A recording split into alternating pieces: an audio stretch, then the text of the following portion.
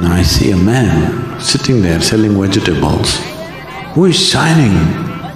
He just looks at me, our eyes lock up with each other, then he bursts out laughing and I also laugh. Then he's telling me his story.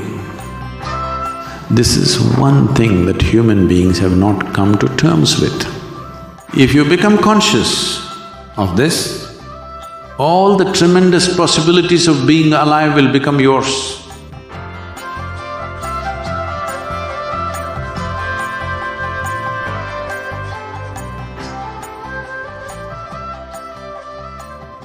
You are called a human being. I want you to get the meaning of this. Human being means not that you know how to run, not that you know how to jump, not that you know how to do circus in life, you know how to be.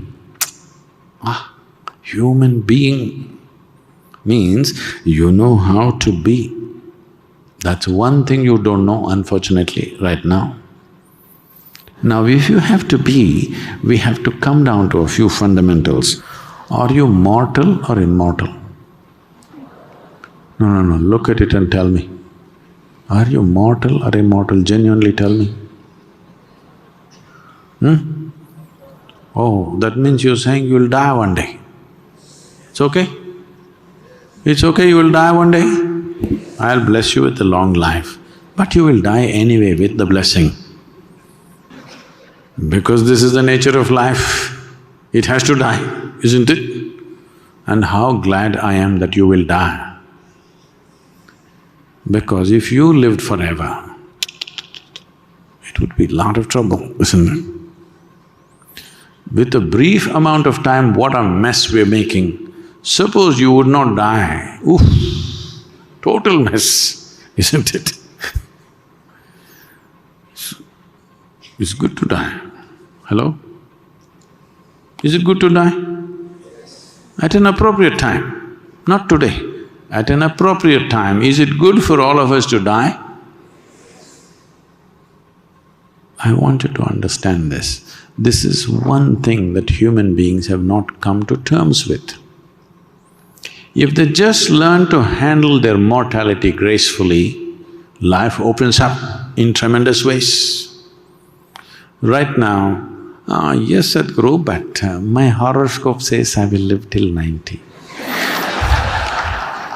Your horoscope may say whatever, even the man who wrote your horoscope could have died before his horoscope said so.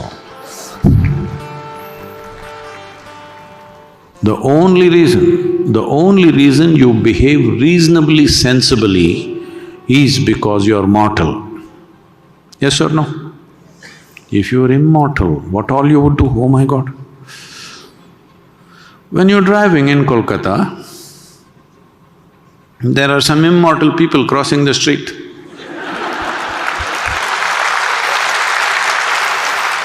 You've seen them, right? Immortal they are. If an automobile touches them, there is an enormous amount of pain involved and there could be death.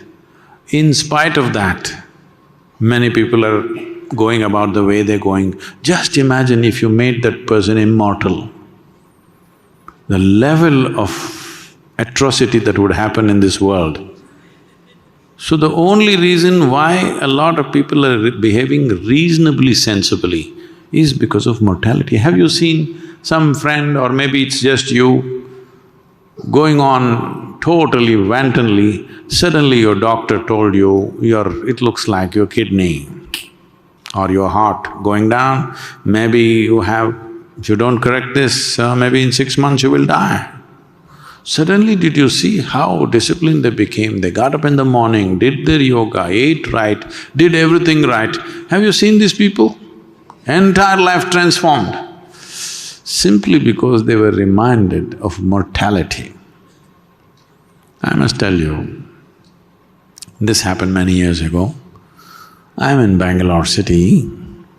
I like to go to vegetable markets. If I'm driving across somewhere, I see a vegetable shandy going on, a weekly shandy, I will stop and I will walk through, I will bargain everything from chicken to eggs to vegetables to that crazy root which will make you invisible, everything.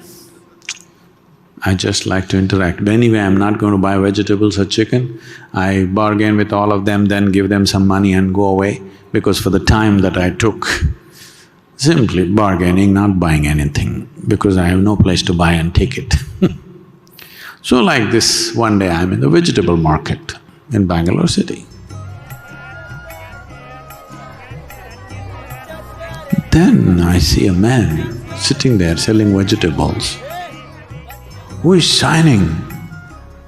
I just look at him, my God, what the hell is he doing in the vegetable market? He just looks at me, our eyes lock up with each other. Then he bursts out laughing, and I also laugh. Then I walk up to him and say, what the hell are you doing here? And he said, come, come. He opened up his little vegetable shop and asked me to sit down. So both of us sat in the shop. Then he's telling me his story. He was doing his normal life, wife and 2-3 children and whatever. One day he fell ill, then so ill that they admitted him into a government hospital, a general ward. They put him there. Every day they thought he will die, but he did not die. Every day they thought he will die, he did not die. 2-3 months went on, then there was no space, so they put him in the corridor outside, because this guy doesn't live, doesn't die. So after about 3 months, his wife stopped coming, she lost her patience. How long to come and sit with him, this fellow doesn't live or die? 4 months or little more than 4 months, he was lying down there in the hospital corridor. Somebody was throwing some scraps at him and he did not know. Every day he thought he will die today, but he would recover the next day morning. Again he thinks he will die. It went on like this. After 4 months, slowly he recovered. But in the meantime, something fantastic happened to him. Everything just blew. Every day he thought today is the last day. And then he opened up, shining, blissful human being. Again back to vegetable selling, wife gone, children gone, everything gone, above all he is gone. Just staying in contact with mortality for 4 months did this to him. This is important. You must stay in touch with the mortal nature of who you are. This looks like a bizarre thing, oh, why is he talking about death, we want to live.